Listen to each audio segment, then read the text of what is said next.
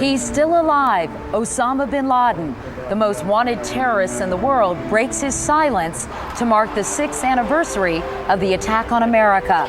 Don't worry. An attack that began a worldwide war on terror and led to the U.S. invasion of Iraq.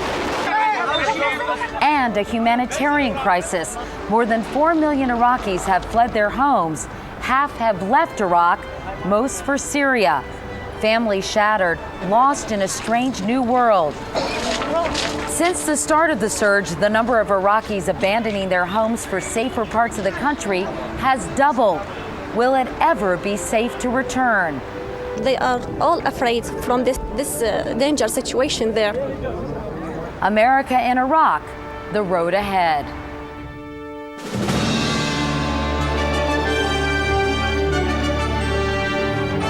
This is the CBS Evening News with Katie Couric reporting tonight from Damascus. Good evening. A new video of Osama bin Laden is out tonight, just days before the anniversary of the 9/11 attacks he masterminded. It's the first time we have heard from bin Laden in quite a while. He put out an audio tape last year. He was last seen on video 3 years ago. And what he said on the latest video is less notable than the fact that there is a video.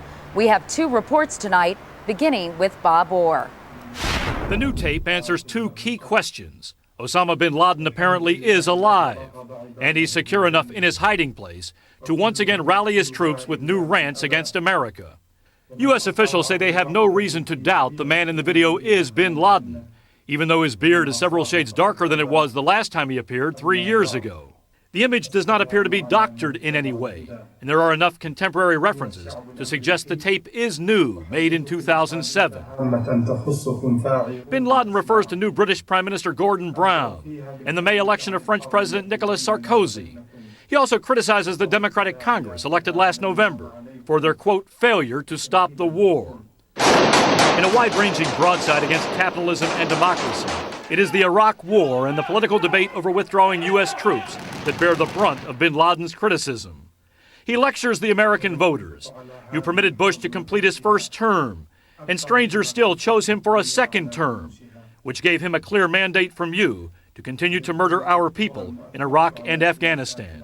Al-Qaeda billed the 26-minute message as an address to America. But CBS News terrorism analyst Paul Kurtz says bin Laden is also sending a signal to his sympathizers. He's alive and well, and he's up to date on what's happening in the world. So he's not necessarily living in some cave without broadband. He's connected. He knows what's going on. He's tuned in to current events.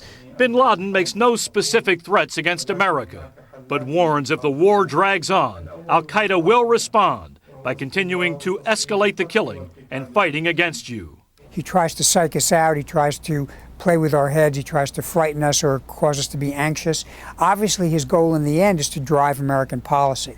Of course, we're not going to allow a terrorist to tell us how we live our lives or what our policy ought to be. Analysts are still studying the tape, searching for hidden meanings, possible signals of a coming attack. But even without that, bin Laden has already made a larger point. 6 years after 9/11, he's still out there. Bob Orr, CBS News, Washington. This is David Martin. Informed sources tell CBS News U.S. intelligence believes bin Laden is hiding out in the Chitral district of northern Pakistan. A number of reports from human sources, including some alleged sightings, have put him there. None of them has been independently confirmed, but there are enough of them to persuade intelligence analysts that is his most likely location. It is remote, rugged, and governed by tribes which will not allow even the Pakistani army to operate there. They have a code of hospitality for guests, and they've probably also gotten a fair amount of money from bin Laden. Daniel Benjamin, who tracked bin Laden during the Clinton administration, believes he is surrounded by bodyguards armed with surface-to-air missiles and good intelligence. Again, I think it's quite likely that he has a very good early warning system, that there are perimeters set up so that people know who's coming and going in the area that he's living. Before 9/11, bin Laden's deputy, Ayman al-Zawahiri, always seemed to be at his side, but no longer. They're separated for good reasons. Most countries don't let their top 2 people travel together or or undertake anything that would be risky together. Last year, a U.S. missile strike narrowly missed Zawahiri after the CIA tracked him to a meeting of senior al-Qaeda operatives south of Chitral. Al-Qaeda seems willing to risk Zawahiri in order to protect bin Laden. It seems like they've made a decision that bin Laden will have the much higher level of operational security. Zawahiri will take more risks and is probably in a more accessible place. So far, it's working. The only proof U.S. intelligence has that bin Laden is even alive are his own videos. David Martin, CBS News, the Pentagon. Michael Scheuer once headed up the CIA's bin Laden unit and spent years tracking the terrorists. Well, apparently bin Laden has been tracking him too. He's actually mentioned in the video. Michael is now a CBS News analyst.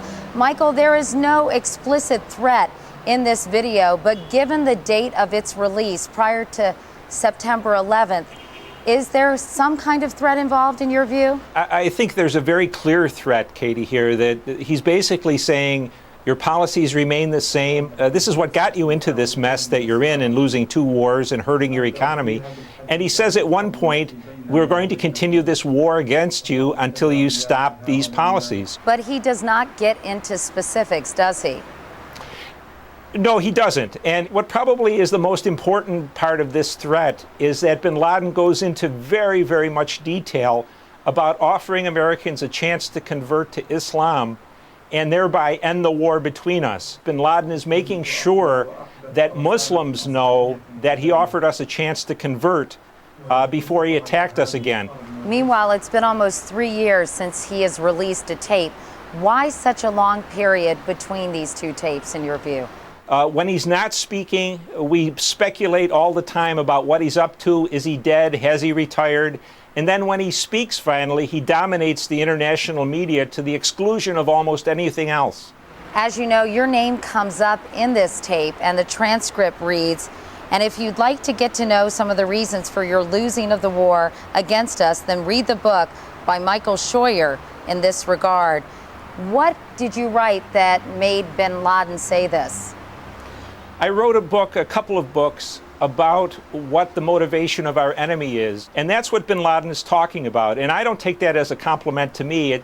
I take it as a compliment to the CIA, because the agency has been telling American politicians for the better part of a decade that this war has nothing to do with our freedoms or our democracies or our women in the workplace. It has everything to do with the impact of our foreign policy.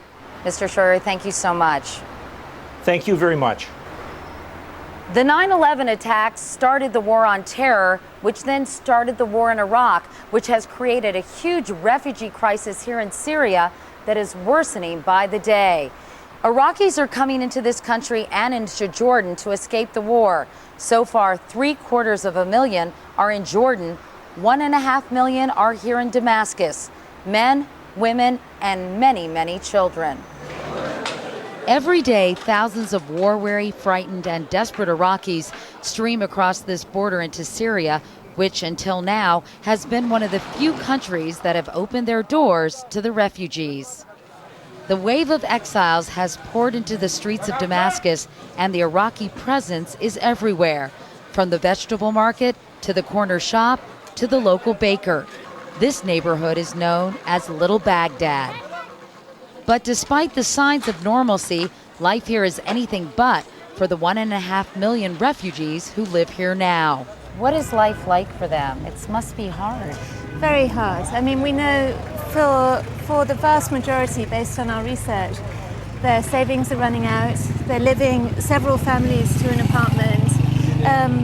And for all of them, if they had a choice, they would go back home. As is often the case in war, the greatest casualties are the children. Because it's illegal for their parents to work here, children are often forced into menial jobs to support their families.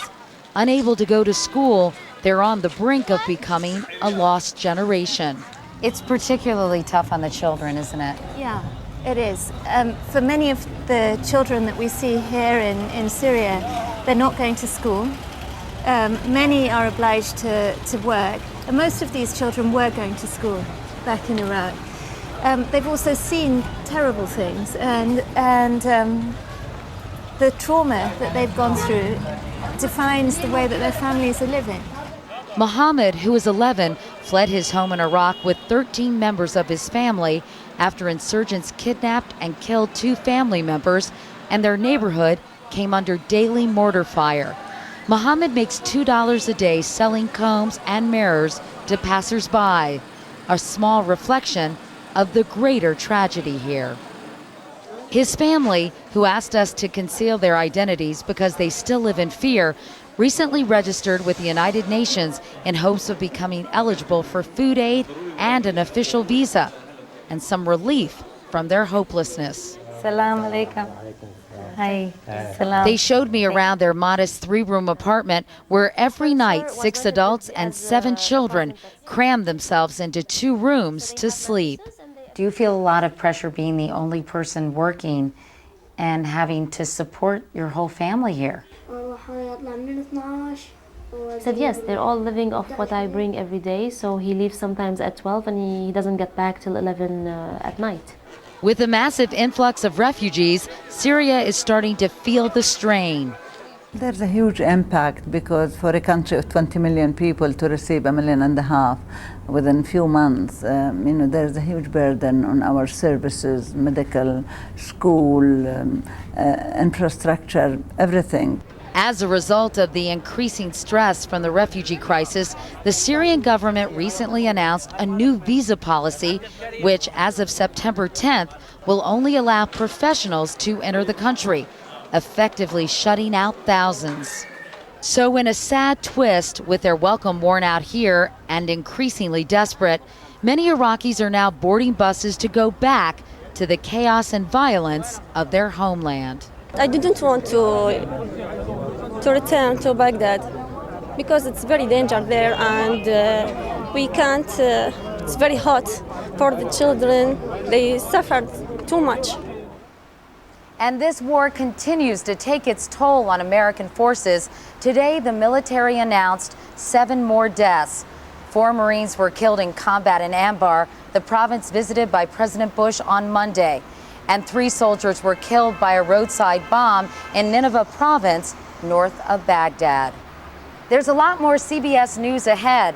I'll be back with some reflections on this week in the Middle East and what may lie down the road ahead in Iraq.